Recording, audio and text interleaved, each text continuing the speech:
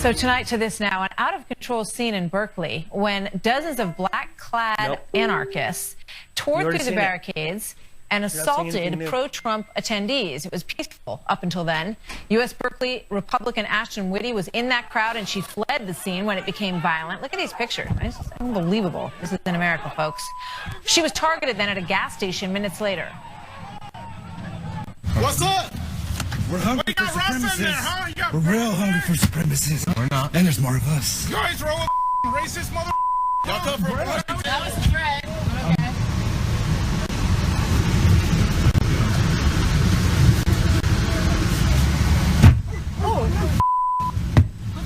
That's typical. Joining me now, Troy Worden, UC Berkeley student and correspondent for campusreform.org, and Ashton Witte, Berkeley College Republican and target of yesterday's violence. Welcome. Good to have you guys here today. So, Ashton, why were you there in the first place, and what happened to you? Well, I felt it was my duty as an American to attend this rally and speak for my freedom of speech. I feel like it's something that is being threatened, in America today. And I felt like if I went peacefully and just said what I had to say and had discussions with people, everything would be fine. What did you have to say? However, what was on your mind? I was willing to discuss anything. I held up a poster that said, let's just have a conversation. And I had conversations with many interesting people, both Republican and Democrat. And everything was great until Antifa showed up. Antifa, they came in with black masks, they carried weapons, they were pounding people down with their fists and their feet, and I knew I had to get out of there, so I contacted someone I knew who came to the rally.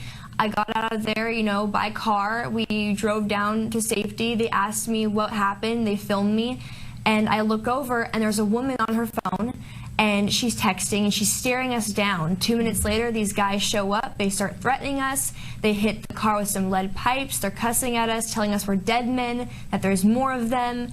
I find out then that Antifa actually had several people posted around Berkeley tracking us and telling people our location by social media. Yeah, I mean, it's frightening, and we look at the anger on their faces, and the videos of all of this that I watched today are just pretty incredible. So, Troy, who are these people? Are they from the Berkeley campus? I mean, you look at them, and they've got masks over their faces, and they're hiding their identity, and they're slapping people and hitting them with sticks. Where are they coming from?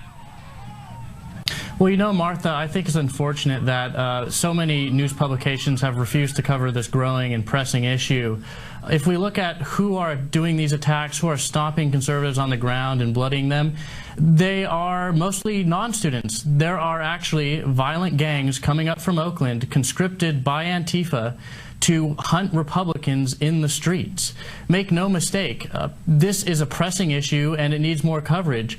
Luckily, Campus Reform has helped bring this story to light, and people are waking up. If you look at the petition signed by over 250,000 people calling on the federal government to recognize Antifa for what it is, a domestic terrorist organization, you'll see that, again, no one is fooled. We know exactly who is doing this. These anti-fascist organizations are conscripting violent criminals to basically make it impossible to be a conservative on a liberal campus. It's a sad day when students, just to stand up for what they believe in, have to face the very real possibility of severe injury or even death. And I just want to call out the mayor of Berkeley and the chancellor of the university. I want to tell them that you should stop telling the police to stand down and protect all Americans regardless of their political ideology. Well, they arrested 13 people, so we're going to keep an eye on it. I imagine that you guys will at Campus Reform as well, to see what actually happens to the people who were assaulting individuals out there. Ashley and Troy, thank you very much for being here tonight. It's a big story, and we'll continue to follow it. Thank you for having us on. Thank you. Out later if there's confirmation for Steve Bannon. Not sure. I'm actually not sure myself. It's just a rumor. Yeah. So, thank you. Thank you very much. So we'll be in touch. Looks like we'll get an update for you because we're going to head over. Hey, on the corner. Shut the. Sorry.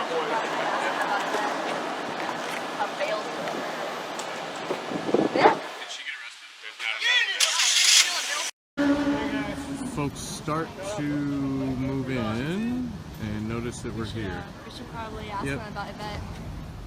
How Bale's doing for him. Bill? Did she get arrested? Yeah, she's still a middle school teacher. Negative.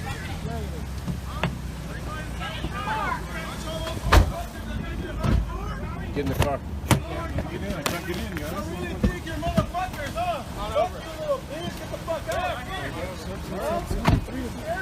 Fucking scared? You should be scared. What happened to your big balls out there when you were out there with the white supremacists, homie? What's up? We're hungry for supremacists. We're real hungry for supremacists. We're not. And there's more of us. You guys roll with fucking racist motherfuckers? Y'all come from Washington. That was a threat. Okay.